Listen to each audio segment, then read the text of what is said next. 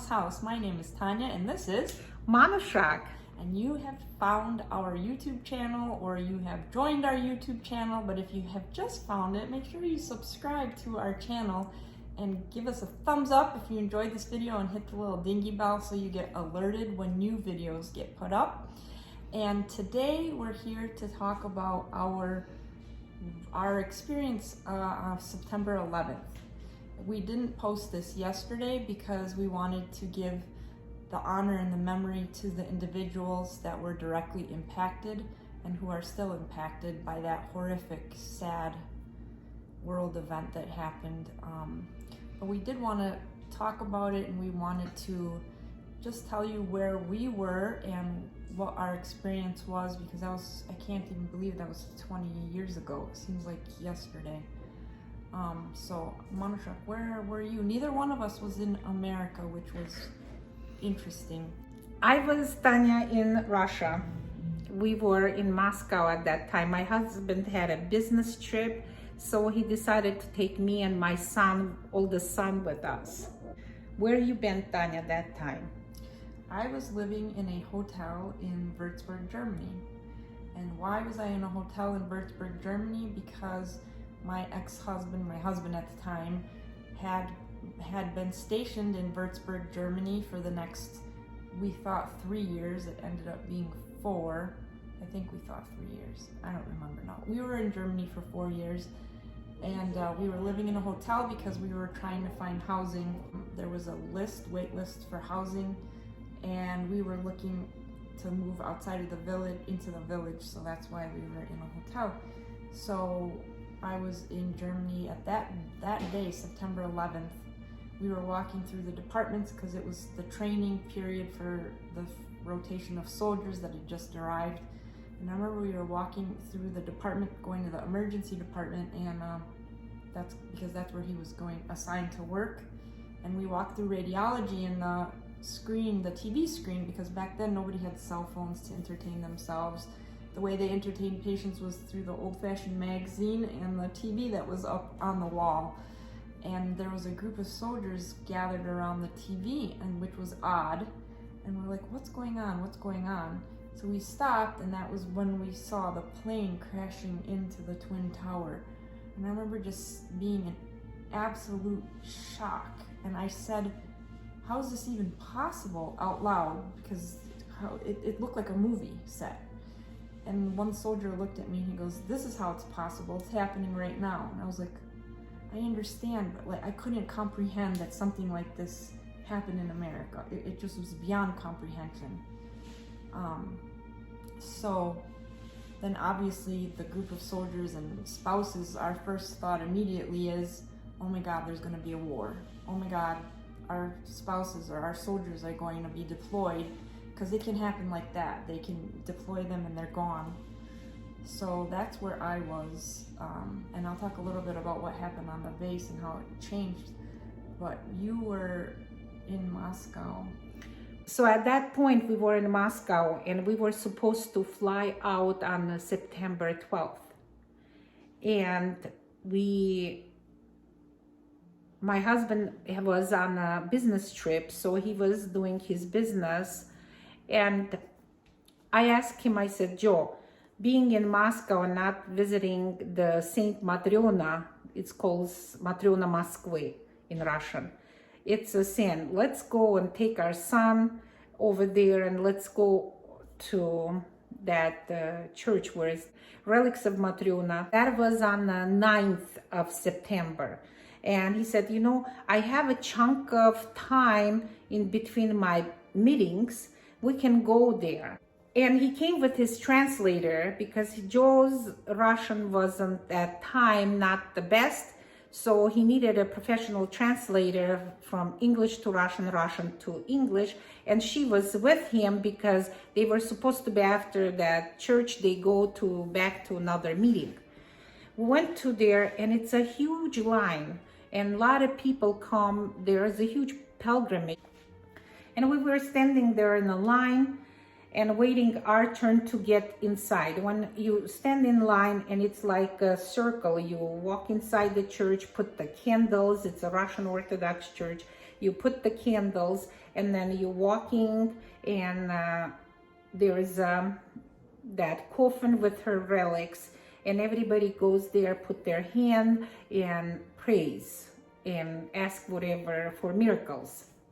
So I took my husband and that translator, they went first, and I and my son was behind, and I took my son over there and I said, Gevorg, please pray. I don't know what he did. There is a security and they won't let you stay too long. It's like a minute or two they give you each person. So security came and he said, okay, come on, move.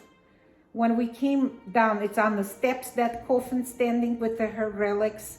And when we came down the steps, and Gevorg stood there and he's not moving. Not moving. His eyes are so like a glass looking, and tears are going. He said, Papa, we need to save our nation. We need to save our nation. I see big buildings, planes are hitting, and the buildings are collapsing, people falling down, people burning. He said, we need to save our nation, Papa. We need to save our nation. And he's repeating, and his tears are going. And I was like, and I said, Joe, and the security is screaming in Russian, move.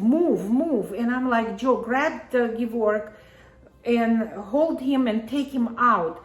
When Joseph held him, later on, Joseph was saying, his weight was so heavy, it wasn't the weight of our son. It's like 6-year-old son. We came out and I started yelling at my husband. I said, listen, Joe, this is why I never want you watch with our kids Star Wars, because now he thinks that he's imagining stuff in the church. And I was like so upset with my husband. On the day of 9/11, we were invited for lunch, one of my friend's house. We came my friend's house and her TV was on. And they were like showing and saying in New York, this is what's happening. And I was so panicking. First of all, I was panicking about the war. Second of all, I'm panicking. If they start bombing and doing this stuff in New York, they will go the major big cities and major cities with industry to destroy America. I was so scared because 3 of my other kids with my brothers and my sister-in-law in Detroit, suburb of Detroit. That moment, as a mother, you think about your children, but then I was sitting and crying what the mothers do, what those mothers went through when their kids were dead in that twin buildings. I'm sorry, I'm emotional. That's something that people went through, and I'm not wishing anybody to go through that, what those people went, and their loved ones and their wives and parents and children. Friends. It's horrific. It's horrific, dear friend. That we were supposed to fly on the 12th. Of course, I'm calling my brother's house and he's saying nothing here, calm down, Manushak, everything here normal, just pray for us. And I'm on the 12th, we're supposed to fly out. And that translator lady calling me, and she said, Manushak, you never told that your son is psychic. Oh, I was so angry. I said, don't ever call my son like that.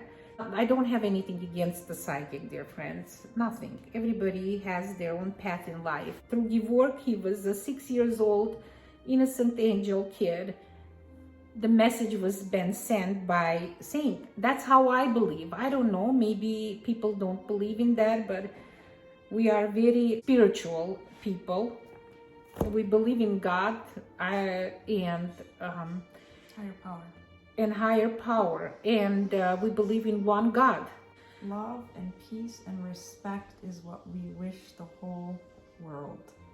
That's what we believe, that's what we live on a daily basis, and that's what we wish to everybody on this earth. And we wish, our wishes for those families that were, and families, anybody affected by 9/11, because it's not only in America that people were affected in 9/11, it was worldwide. We are wishing that they find peace and comfort, because it's still impacting people's lives to this day. I mean, some people have PTSD, some people could never maybe even heal or fully recover and live a normal life after that. It just, we can't even imagine, and we never wish anybody pain. My fear was obviously that my ex, at that time my husband, was going to deploy, and he actually did deploy. He didn't deploy with that first rotation. It was called OIF 1, Operation Iraqi Freedom 1. He was the second rotation that went to Iraq, and he was there for over a year, in Tikrit, in the war zone, in a hospital setting, and they saw horrific things. I can't even begin to comprehend, because I wasn't there, but I heard stories and saw some pictures. So those soldiers went through so much, and it affected their lives permanently going forward. And so I think we're both interested in helping people overcome traumas and provide hope. I think our whole goal is to provide hope and love and peace to our subscribers in a funny, joyous way. This obviously is a very serious video, but there are serious aspects to life, and we just wanted to address those. Dear friends, we're wishing you the peace, love, respect to each other, and be happy. Unity. That United States was so united after that. As horrific as that was, it united us.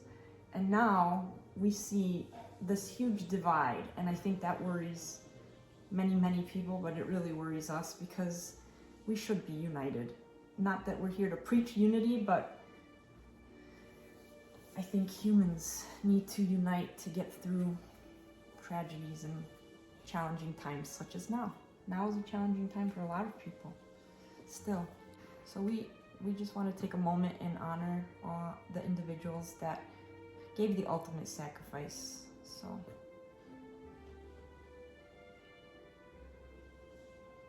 and we ask that God watch over them and their families always. This was a more somber video. Thank you for joining us. Our goal is to have lighthearted and funny videos, or educational ones, but we felt like this was a really important moment to recognize and remember the 20th anniversary of 9/11. So thank you for joining us. Peace to everybody. Happiness, health, and peace to all of you. God bless every one of us on this earth. Bye-bye.